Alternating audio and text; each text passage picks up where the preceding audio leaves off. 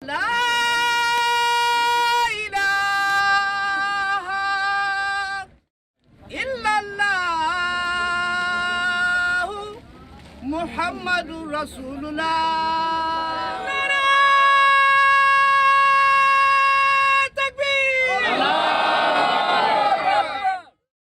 Bismillahirrahmanirrahim.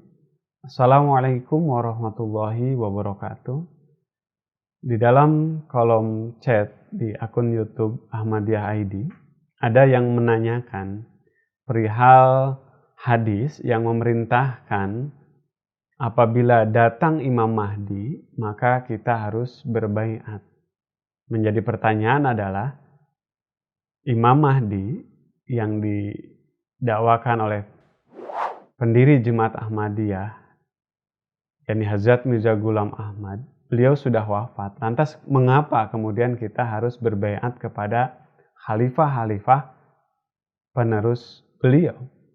Untuk menjawab pertanyaan tersebut, saya terlebih dahulu ingin mengajak Anda untuk melihat pada perintah baiat itu sendiri, di mana Allah Ta'ala berfirman dalam Al-Quran surah Al-Fat, A'udzu billahi minasyaitonir rajim.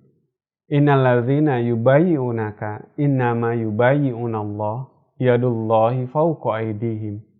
Faman nakasa fa innama yanqusu ala nafsi wa man aufa bima ahada alaihillahi fasayutihi ajran azima.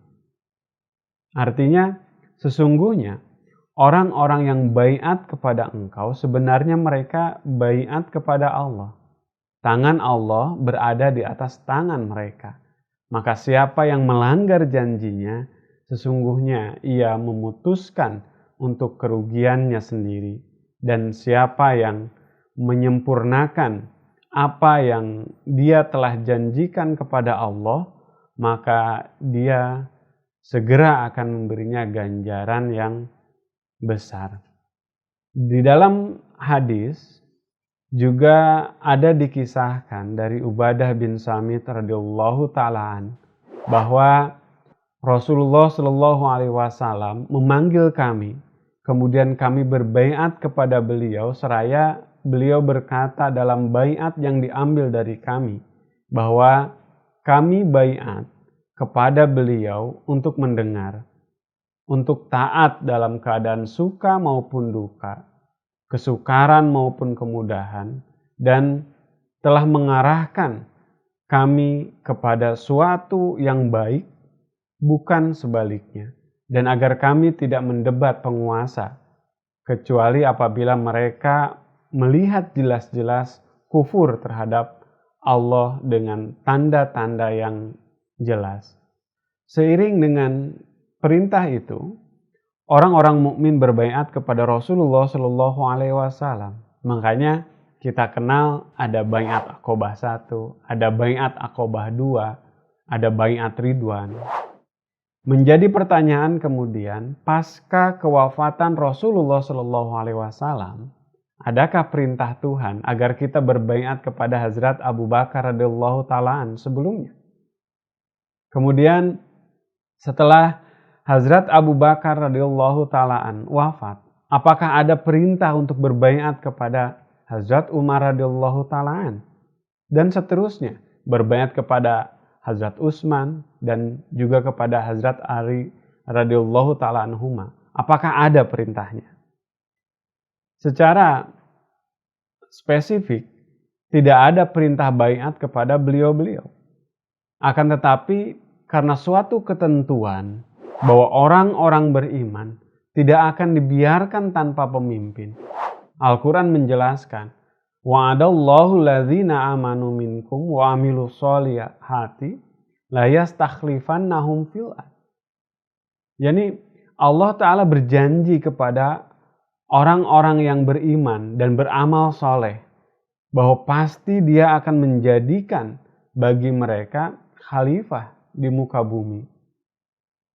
Selain itu juga Rasulullah Shallallahu alaihi wasallam dalam satu riwayat hadis telah bersabda, takunu nubuwata fikum masya'allahu antakun summa yarfa'uha idza sya'a ayyarfa'aha, summa takunu khilafatan ala minhajin nubuwah. Yani telah berlangsung kenabian di antara kamu hingga Allah menghendaki. Kemudian dia akan mengangkatnya ketika dia menghendaki. Kemudian akan berdiri khilafah ala minhajin nubuwah. Nah, prosesi penerimaan seorang pemimpin dalam Islam tidak dikenal kecuali dengan jalan baiat. Karenanya para sahabat berbaiat kepada Hazrat Abu Bakar As-Siddiq radhiyallahu ta'ala. Setelah Hazrat Abu Bakar wafat, umat Islam juga berbaiat kepada Hazrat Umar radhiyallahu ta'ala dan seterusnya. Sehingga kemudian baiat ini menjadi jalan berislamnya orang-orang beriman. Hazrat Umar radhiyallahu ta'ala bersabda, "La islama illa bil jamaah, wala jamaah illa bil imamah, wala imamah illa bil bai'ah." Demikian jugalah halnya ketika Rasulullah Shallallahu Alaihi Wasallam bersabda, "Fa idza ra'aitumuhu fabai'uhu walau habwan ala salji, fa innahu khalifatullahil mahdi." Yakni apabila kamu melihatnya, maka berbaiatlah kepadanya walaupun kamu harus merangkak di atas es. Karena sungguhnya dia adalah khalifah Allah yang mendapatkan petunjuk. Jadi setelah kami meyakini bahwa wujud yang dijanjikan kedatangannya oleh Rasulullah Shallallahu Alaihi Wasallam itu tergenapi dalam wujud pendiri Jemaat Ahmadiyah, yakni Hazrat Mirza Ghulam Ahmad alaihissalam, maka tidak boleh tidak kami berbaiat kepada beliau. Kemudian setelah beliau wafat, sebagaimana nubuatan yang beliau sampaikan akan lahirnya kudrat kedua dalam wujud khilafah, beliau menyatakan dengan terang, kudrat yang kedua itu tidak dapat datang sebelum aku pergi. Akan tetapi bila aku pergi, maka Tuhan akan mengirimkan kudrat yang kedua itu kepadamu, yang akan tinggal bersama kamu selamanya. Sebagaimana janji Allah Ta'ala dalam Barahin Ahmadiyah. Nubuatan ini secara jelas tercatat dalam Al-Wasiyat halaman ke-8. Kemudian tentang janji kedatangan kudrat kedua tersebut, Hazrat Masih Maud Mirza Ghulam Ahmad alaihissalam juga lebih lanjut memerintahkan bahwa hendaknya orang-orang yang saleh dari jemaat yang berjiwa suci, mereka menerima baiat atas namaku.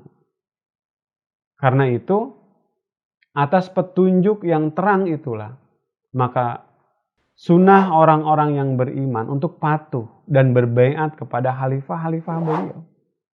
Sebagaimana para sahabat di masa awal Islam, kami tidak ingin kehilangan keberkatan dari perintah Allah Ta'ala dan juga sunnah yang telah dicontohkan oleh Rasulullah Shallallahu Alaihi Wasallam dan juga oleh para sahabat beliau radhiyallahu ta'ala. Lebih-lebih ada riwayat hadis di mana Nabi Muhammad Shallallahu Alaihi Wasallam bersabda, "Wa man mata wa laisa fi unukihi bai'atan mata mitatan jahiliyah." yakni siapa yang mati padahal tidak ada baiat di atasnya, maka berarti ia wafat seperti kematian orang yang tidak mengerti. Dengan memahami keterangan-keterangan tersebut, maka tidak mungkin kami akan meninggalkan keberkatan dari baiat, kemudian memilih jalan kejahilan sebagaimana yang diterangkan oleh Rasulullah Shallallahu Alaihi Wasallam. Demikian, Assalamualaikum warahmatullahi wabarakatuh.